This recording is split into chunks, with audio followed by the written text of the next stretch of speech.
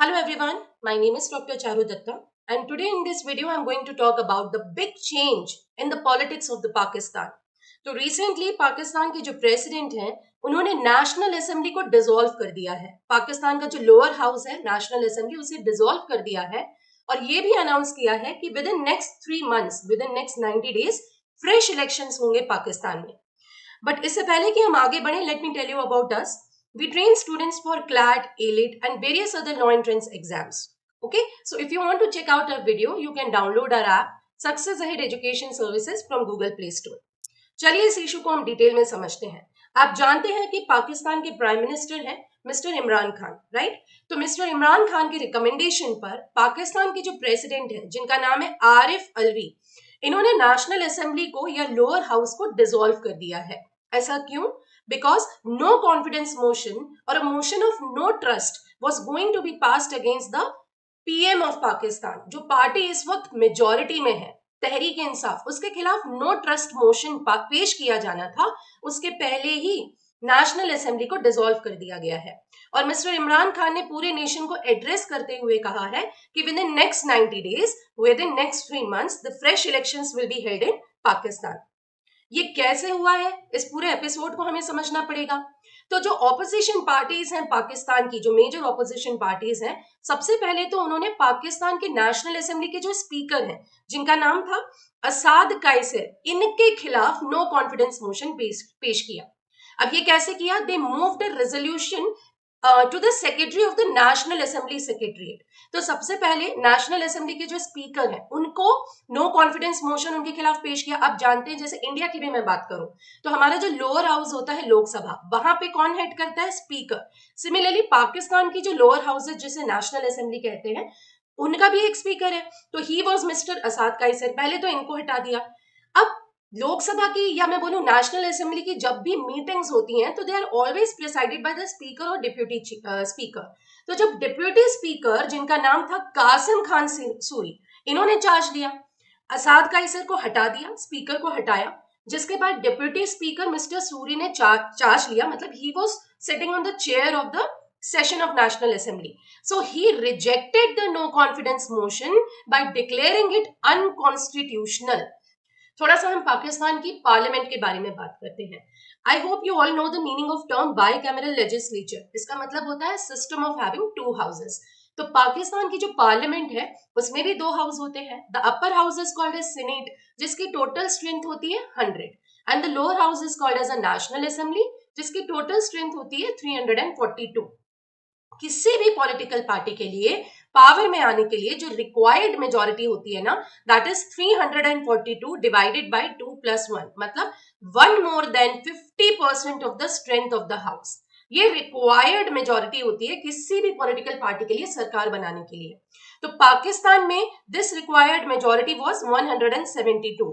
Now the opposition parties in Pakistan, वैसे तो बहुत सारी ऑपोजिशन पार्टीज हैं, बट जो मेजर ऑपोजिशन पार्टीज हैं पाकिस्तान की, they are claiming that the political party of Mr. Imran Khan, जिसका नाम है Tehreek Insaf, now it has lost this majority and we the opposition parties have number 177, मतलब जो required criteria है उससे भी ज्यादा सीट्स अब opposition party claim कर रही है। इसका मतलब ये हुआ कि government has lost the majority in Pakistan और इसी वजह से नो ट्रस्ट मोशन या नो कॉन्फिडेंस मोशन पेश किया गया था against prime minister of Pakistan. ये है mister Imran Ahmad Khan Niazi. He is the 22nd prime minister of Pakistan, ठीक है।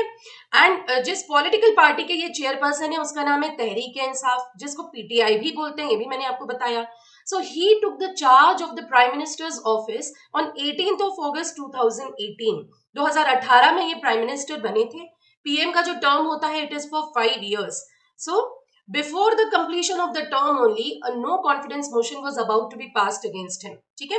अब आपको मैं एक फैक्ट बता देती हूँ कि अभी तक किसी भी प्राइम मिनिस्टर ने, पाकिस्तान के किसी भी प्राइम मिनिस्टर ने ये 5 साल का टर्म कंप्लीट नहीं किया है। The politics of Pakistan has always been very volatile and always been very fluctuating, right.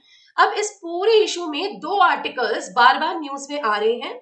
One is article 5 and the other is article 6 of the constitution of Pakistan, ठीक है। तो जब ये नो कॉन्फिडेंस मोशन को deputy speaker ने, mister Suri ने, reject किया by calling it unconstitutional, Pakistan के जो लॉ मिनिस्टर है मिस्टर फवाद चौधरी, इन्होंने आर्टिकल 5 को रीड किया है। तो आर्टिकल 5 भी न्यूज में है और आपको ये जानना चाहिए। What is article 5 of the constitution of Pakistan? ये दो चीजें बोलता है। पहला, loyalty to the state is a basic duty of every citizen. हर एक नागरिक की ये रिस्पॉन्सिबिलिटी और बेसिक ड्यूटी है कि वो अपने कॉन्स्टिट्यूशन को लॉयल रहे, अपने स्टेट के प्रति लॉयल रहे। ठीक है। दूसरा क्या पॉइंट है यहाँ पे? Obedience to the constitution and law is the 10 inviolable obligation of every citizen wherever he may be or of every other person for time being within Pakistan। देखिए, पहला पॉइंट तो बहुत ही क्लियर है कि हर एक नागरिक को स्टेट के प्रति लॉयल रहना है। दूसरा पॉइंट ये कह रहा है कि हर एक नागरिक को कॉन्स्टिट्यूशन को ओबे करना है और ये 10 फंडामेंटल ऑब्लिगेशंस हैं जो every citizen has to fulfil. चाहे वो पाकिस्तानी सिटीजन पाकिस्तान में हो या बाहर हो, तब भी उसको वो 10 ड्यूटीज फुलफिल करना है, 10 ऑब्लिगेशन फुलफिल करना है। और वो हर एक नॉन सिटीजन जो पाकिस्तान में मौजूद है, तो जब तक वो पाकिस्तान पर में मौजूद है, वहां की धरती पर खड़ा हुआ है, that time till that time that person also, that outsider also has to fulfill these 10 obligations। तो ये आर्टिकल 5 है। अगर मैं नटशेल में बात करूं तो बेसिक रिस्पॉन्सिबिलिटी की बात करता है that every citizen of Pakistan has to respect the state. तो अब यहाँ पे लॉ मिनिस्टर ने इनडायरेक्टली क्या कह दिया कि ऑपोजिशन पार्टीज ने ये जो नो कॉन्फिडेंस मोशन, जो ये बिल पास करना चाह रहे थे against the PM of Pakistan, this is absolutely wrong. You are showing the disloyalty to the state. मतलब आप अपनी सरकार के खिलाफ डिसलॉयल हो, तभी आप ये नो कॉन्फिडेंस मोशन आपने पेश करने की कोशिश की है। तो ऐसा तो लॉ मिनिस्टर ने कह दिया। तो दिस इज आर्टिकल 5। ठीक है। अब लीगल एक्सपर्ट्स का इस मामले में क्या कहना है कि भाई ऑपोजिशन पार्टीज ने नो कॉन्फिडेंस मोशन पेश करने की बात कही और डिप्यूटी स्पीकर ने उसे खारिज कर दिया, रिजेक्ट कर दिया अनकॉन्स्टिट्यूशनल बोलकर। तो लीगल एक्सपर्ट्स का इसमें क्या कहना है?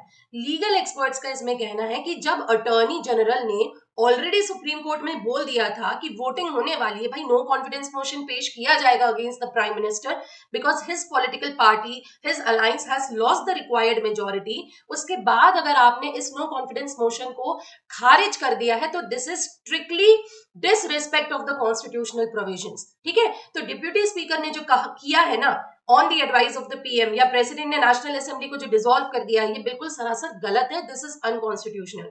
लीगल एक्सपर्ट्स का ऐसा कहना है कि only supreme court of Pakistan can now interfere in this matter. अगर सुप्रीम कोर्ट बोल देता है कि ये जो कुछ भी हुआ है, decision of the president to abolish और to dissolve the national assembly is strictly unconstitutional, अगर ऐसा सुप्रीम कोर्ट बोल देता है तो पीएम ने जो ये एडवाइस दी थी ना नेशनल असेंबली को डिसॉल्व करने की, ये भी खारिज हो जाएगी। मतलब national assembly will not stand dissolve. और दूसरी बात, यदि कोर्ट डिसाइड करता है against the decision of the speaker, कौन से वाले? डिप्यूटी स्पीकर जो मिस्टर सूरी थे, then resolution of the no confidence will be again taken up for voting. तो it is ultimately in the hand of the supreme court to intervene, to look into the matter. या तो वो deputy speaker ने जो action लिया था for dismissing the no confidence motion उसको reject कर दे, या फिर एडवाइस ऑफ द पीएम को रिजेक्ट कर दें, जिसके हिसाब से, जिसको फॉलो करके प्रेसिडेंट ने नेशनल असेंबली को डिसॉल्व किया है। So now we should discuss Article 6, which is again an important article in news apart from Article 5 of the Constitution of Pakistan. Article 6 के बारे में भी हम बात करते हैं।